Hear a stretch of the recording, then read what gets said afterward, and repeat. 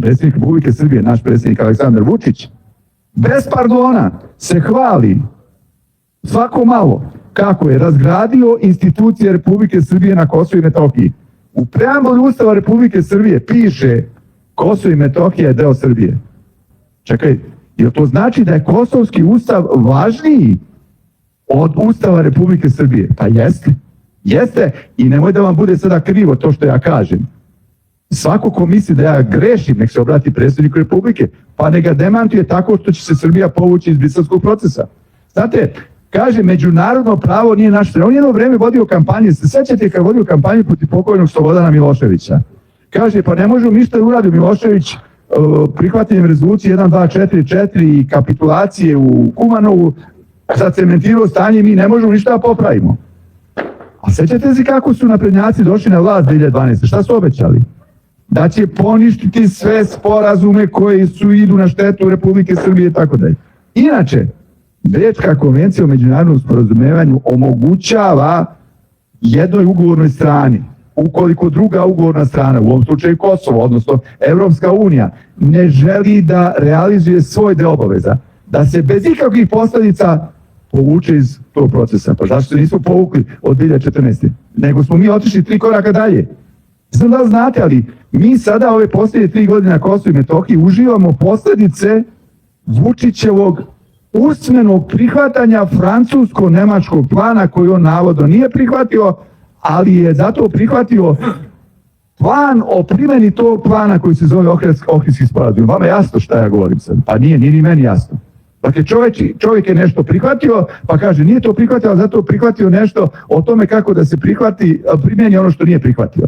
Dakle, ove 3 godine koje mi gledamo od Banjske na ovamo, to je posljedica toga. On je poznat po tome što ništa ne potpisuje, ali prihvata usmeno. U njegovo ime potpisuju neki drugi. Evo, ako vratite malo, briselski sporazum je parafirao Ivica Dačić. Sporazum sa Kinezima međudržavni, iz koga je nažalost se desilo i ovo što se desilo, govorimo sada o izgradnji železničke pruge Novi Sad Subotica, potpisala je Zorana Mihajlović. Sporazum sa Dubajićanima, da ne kažem Emiraćanima, u vezi sa Beogradom na vodi su, ako ja znam, ako sam dobro informisan, također Vučić nije potpisao. Potpisali su ili su dogovarali Zorana Mihajlović, Siniša Mali i tako to. Tako da njegov potpis teško, a ćete naći na bilo čemu. U tome jeste suština, on je mnogo lukaviji od nekih svojih prethodnika. Posle, eto, znači, skoro 12 godina neuspešnih pokušaja opozicije da makar načnu režim Aleksandra Vučića, da se pojavio jedan akter na političkoj sceni nedovoljno definisan, nedovoljno jasan i tako dalje, ali sva istraživanja kada ih ukrstite pokazuju da on ima minimalno oko 40% podrške, za razliku od cele koalicije Aleksandra Vučića, računajući i Ivicu Dačića, koja ima maksimalno 40% podrške. To govore sva istraživanja ako ih ukrstite. I vidite, sad taj akter ima toliku podršku isključivo zahvaljujući 2 stvarima.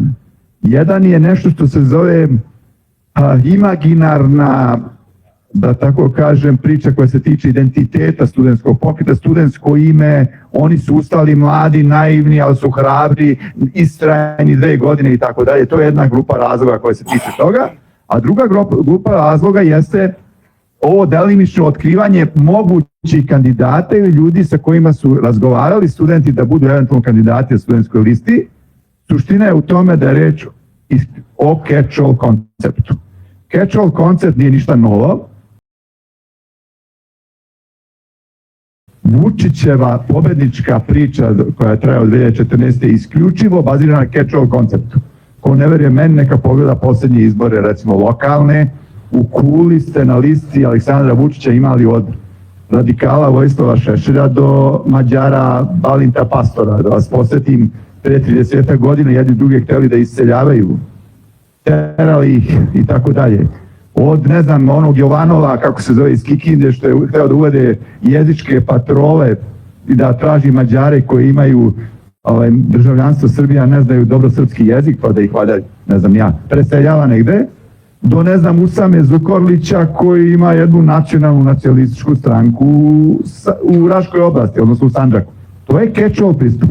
Od Jula, odnosno bivšeg Jula Vulinovog do srpskog pokreta obnove onoga što je od njega ostalo. Znači, navodno desnog, navodno monarhističkog i tako dalje i tako dalje. Znači, catch-all koncept studentske liste je ono što donosi rezultat. Svako naginjanje, apsolutno, na levo ili na desno, ne donosi taj rezultat. U tom slučaju studentska lista će biti jedna od listi koja će preći cenzus, mogu se pojaviti 2 i 3 i tako dalje, ali ona nema pobednički kapacitet. Dakle, jedino isključivo, i sad pošto je profesor Lompar, ja znate šta je moja omiljeni primjer, ja ću reći ovako. Da li profesor Lompar lično ili neko ko može biti fotorobot profesora Lončara sa uslovno rečeno desne strane, ja to ne vidim kao klasičnu desnicu, jedan Jovo Bakić levo kao anarcho-liberal, levičar, šta je i tako dalje, a ne mora da bude Jovo Bakić, ali mora biti fotorobot Jovo Bakić.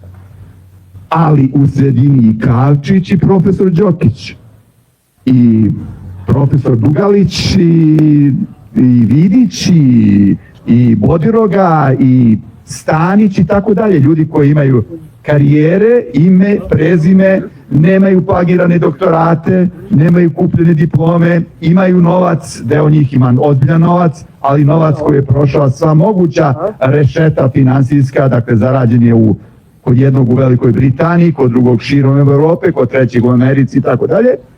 I čime Vučić može da uzvrati takvoj listi, takvoj catch-all listi?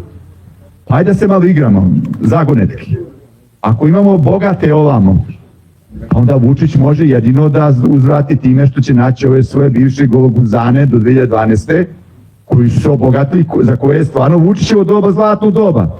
Na primjer, vlasnike Startinga, vlasnike Millennium Tima, vlasnike, kumove Petroviće, kumove one i tako dalje. Veselinoviće, Radojičiće, te bogate, uspešne biznismene u Srbiji i tako dalje.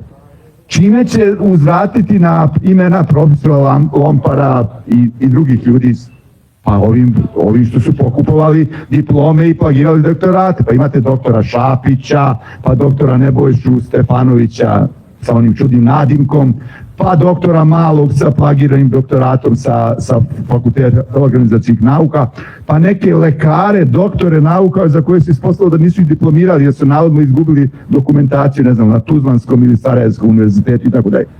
Pa njima će da pretpostavljaju. Od sportista, koga će isturiti u prvi plan? Pa ja verujem Piksija ili verujem Tomaševića, ne znam, Rebraču da, isturit će protiv Nemanje Vidića. O tome ja govorim.